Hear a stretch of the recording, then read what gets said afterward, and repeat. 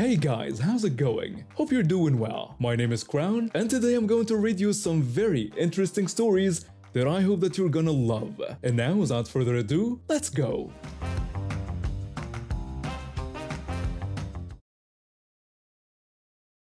For about 6 months now, I've been juggling 3 roles at Marco's Pizza Place. Some nights I'm making pizzas in the back, other nights I'm waiting tables. And when we're short on drivers, I'm out delivering orders all over town. I'm in my final semester of senior year at the local state university, and between tuition, rent, and textbooks, I'm basically broke all the time. The owners are this sweet older couple who treat their employees like family. They're understanding when I need time off for exams, and they never hassle me about switching shifts. Most of the customers are pretty decent too. Sure, you get the occasional person who's grumpy about their order taking too long, but nothing I can't handle with a smile and an apology. This Thursday night was dead. It was one of those weird midweek lulls where nobody seemed hungry for pizza. I'd spent most of my shift wiping down tables and restocking napkins.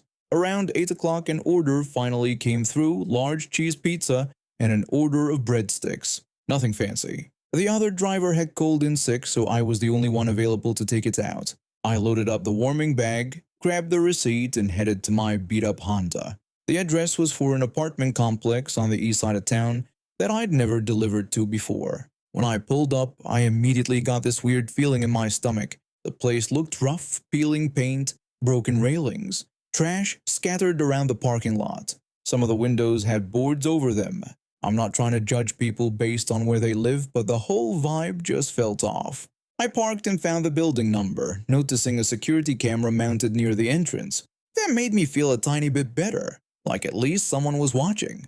I could hear kids screaming and laughing from somewhere nearby when I climbed the stairs to the 3rd floor. The noise actually relaxed me a little. Kids meant a family, probably just a regular weeknight dinner situation. I found the apartment and knocked. The door opened almost immediately and this woman appeared.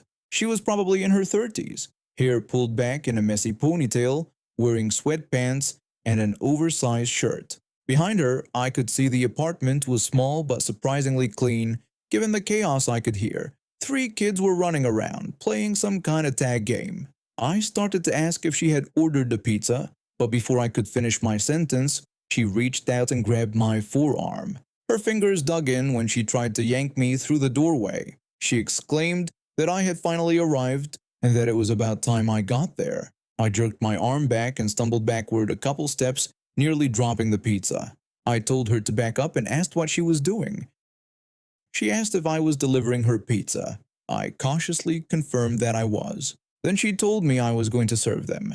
She explained she was a single mother with 3 children and needed all the help she could get. That weird feeling in my gut went from a flutter to full-on alarm bells. Something was very wrong here. I told her I needed to get back to the restaurant because I was the only driver on duty. She said they could wait and insisted I come inside before the pizza got cold. She reached for me again, her hand looking like a claw, and the way she was staring at me made my skin crawl. It was predatory, like she'd been planning this. I didn't think, I just reacted. I dropped both boxes right there on the concrete walkway and bolted. I heard her voice echoing behind me when I ran down the stairs, yelling at me to come back. I didn't stop running until I got to my car. My hands were shaking when I started the engine. This was 1995, so I didn't have a cell phone to call the restaurant. I just drove straight back, probably breaking a few speed limits on the way. When I burst through the back door, the owner looked up from the register, startled. He asked what happened and if I was all right. I told him everything, how she tried to drag me inside, how she said I needed to serve them, how I had to literally run away. He listened carefully, his expression getting more serious. He told me I did the right thing and not to worry about the pizza or the money. He asked if I was hurt. I said I was okay, just freaked out. He told me to take a break and that they would handle everything. I went back to my regular shifts and mostly forgot about the whole thing. 2 days later, I was in the back kitchen during the Saturday lunch rush, cutting pizzas and boxing them up. The owner came through the swinging door with a concerned look on his face. He told me there were a couple of police officers there to see me. My heart dropped into my stomach. I followed him out to the dining area and sure enough, two men in suits were standing by the counter. They had their badges clipped to their belts. The older detective asked if I was the one who made a delivery to Riverside Apartments on Thursday night. I confirmed I had and asked what was going on. The younger detective asked if we could talk somewhere private. We sat down in a booth away from the other customers. I was sweating, my mind racing through possibilities. Did something happen to her? Did she get hurt after I left? The older detective explained that the woman at that address had filed a report claiming I tried to assault her children. I felt like I'd been punched in the chest. I couldn't breathe for a second. I was applying to the police academy. This was my dream career. Any kind of accusation like this could destroy everything I'd worked for. I said that wasn't true and that I didn't even go inside. The older detective told me to take a breath and just tell them what happened. I told them everything, trying to keep my voice steady even though I was panicking inside. I explained how she grabbed me, how she demanded I come inside and serve them, how I dropped the food and ran. I mentioned that my boss knew about it, that I told him immediately. When I finished, the two detectives looked at each other and did this little nod. The older one turned back to me with a slight smile. He told me I was okay and that they knew I was telling the truth. I asked if they really did. The older detective explained that this wasn't her first report about a delivery driver. She had made similar accusations before. Plus, her story had some inconsistencies, and they had pulled the security footage from the apartment complex. They saw exactly what happened. I knocked, she tried to pull me in, I dropped the food and left. They wanted to hear my side before they proceeded with the next steps. I slumped back in the booth and honestly, if I hadn't already been sitting, I would have fallen over. My legs felt like jelly. They took down my contact information and told me I might need to give a statement later, but that I had nothing to worry about. When they left, the older detective patted my shoulder and said I had good instincts and that would serve me well in law enforcement. After they were gone, the owner came over and told me that woman's address was going straight on the blacklist. No deliveries, no carryout, nothing. She was banned permanently. I've been dealing with depression for years now. The kind that doesn't really go away but just becomes part of your daily routine. Some days are better than others, but mostly I just get through my shifts by keeping my head down and doing what I'm supposed to do. I'm not good at anything, not particularly bad either, just average. But showing up and doing my job, that's something I can manage even on the rough days. This afternoon was one of those crazy busy days where the lobby never seems to empty out. Check-in time meant a constant stream of tired travelers, families with screaming kids, and business people who just wanted to get to their rooms. I was moving as fast as I could, trying to keep my customer service smile plastered on, even though my face was starting to hurt from it. That's when she walked up to the desk. I could tell immediately this woman was not happy. Her whole body language screamed irritation, and she had a kid with her who was bouncing off the walls, literally running circles around the lobby furniture. I took a breath and greeted her politely, asking how I could help her today. She didn't return the greeting. She just told me bluntly to check her in. That was it. No pleasantries, no small talk. Just a command. Okay then. I could work with that. Some people are just tired from traveling, I get it. I asked her for her credit card and identification so I could process her reservation. She started digging through her purse, which looked like it could swallow a person whole. I'm talking about one of those bags that seems to have no bottom, where everything gets lost in the void. When she was searching through the chaos of her bag, another guest walked up to the side of the desk. He was holding a key card and had an apologetic look on his face. He explained that his key card had stopped working and asked if I could recharge it real quick. It's a simple 30-second fix. I was about to tell him sure, no problem, when the woman's head snapped up like she'd been electrocuted.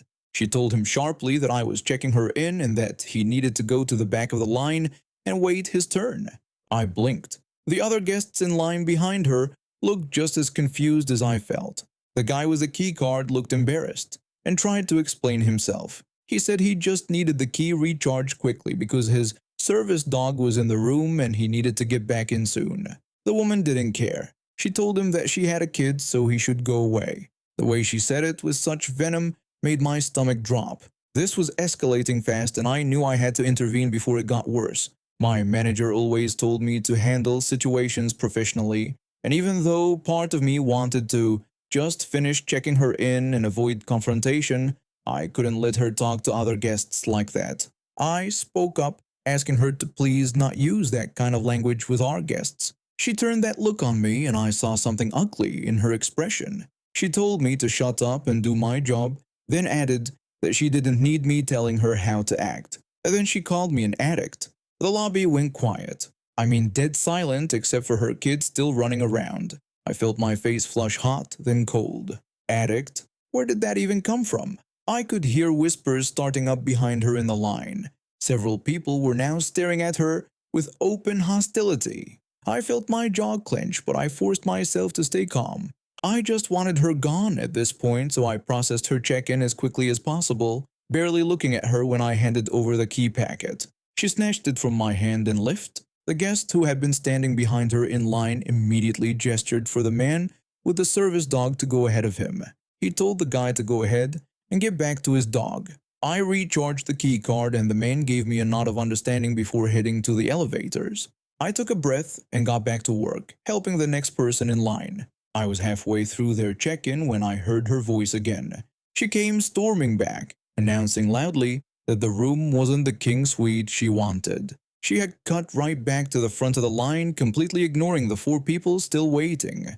The guest I was currently helping closed his eyes and rubbed his forehead like he had a migraine coming on. I felt the same way. I told her that she needed to wait at the back of the line before I could help her because I had to check in the people who had been patiently waiting.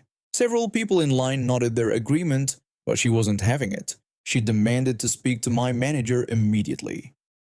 I called my general manager on the radio when continuing to check in the current guest, multitasking at its finest. My manager arrived within a couple of minutes, professional like always. He asked what the problem was, and then she launched into it. She went on a massive rant about how I was obviously on drugs and couldn't do my job properly. She said I was too tired to be working and questioned why he had even hired a drug addict like me. She claimed I couldn't even read the room type properly because I didn't assign her a suite but gave her a regular king room instead.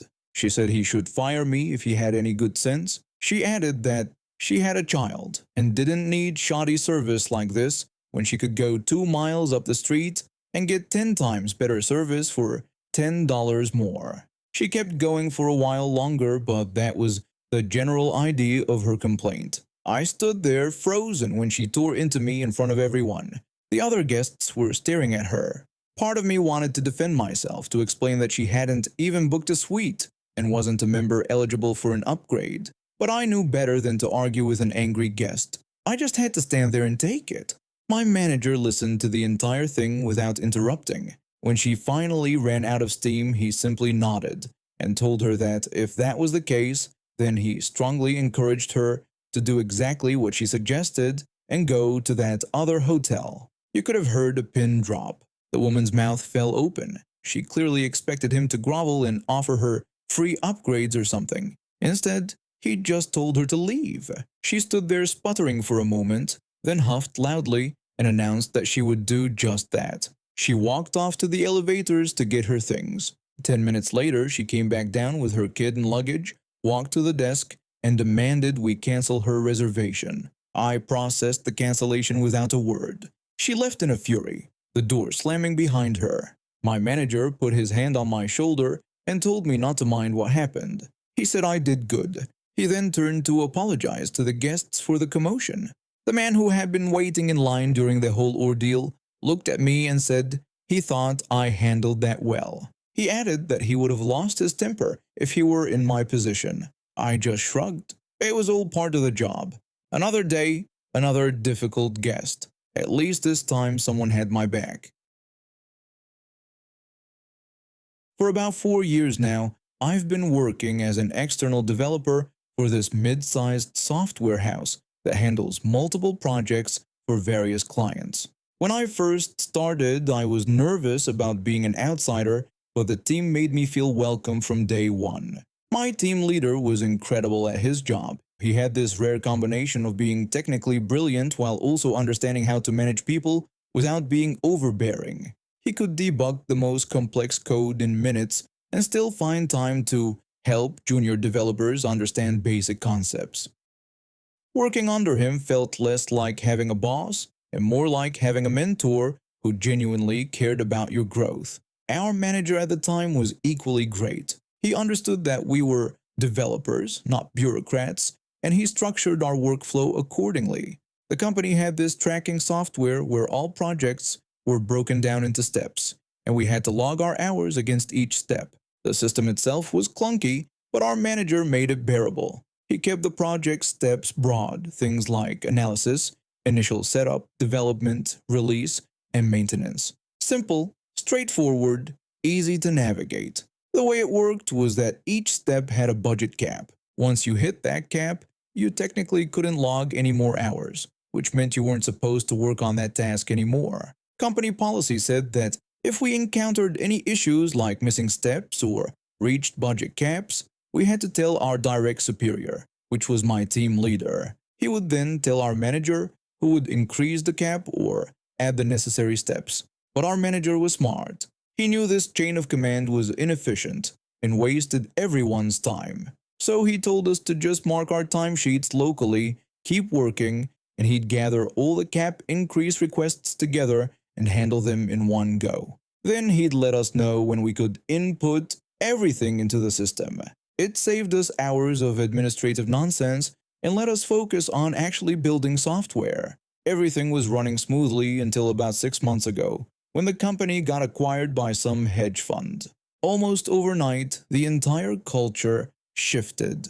Suddenly there were middle managers everywhere, people I'd never seen before making decisions about workflows they didn't understand. Our manager got promoted to a higher position in a different department, which initially seemed like good news for him, but it meant we were losing the one person who actually made our jobs manageable. They brought in someone new to replace him. Let's call him Phil. From the very first team meeting, Phil made it clear he was going to do things differently. He introduced himself as an open-door manager and said he wanted to hear all our concerns and suggestions. It sounded promising, but within a week we realized he was actually the complete opposite. He was obsessed with following every single company policy to the letter, probably trying to impress whoever hired him. Phil completely overhauled how projects were organized in the tracking software. He explained it was to better monitor project advancement, but what it really meant was micromanagement on steroids. Instead of 5 broad steps per project, we now had individual steps for every tiny task and change. Need to add a button to a form? That's a step. Fix a typo in the documentation? Another step.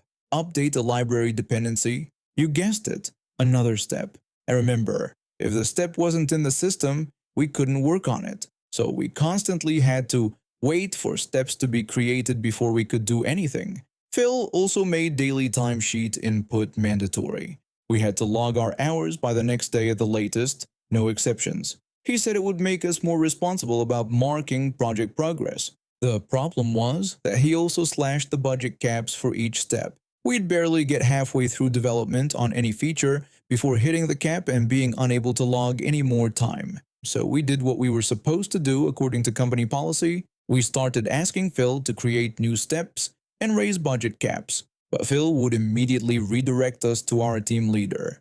He insisted that wasn't his responsibility and we needed to go through our direct superior because that was the proper chain of command.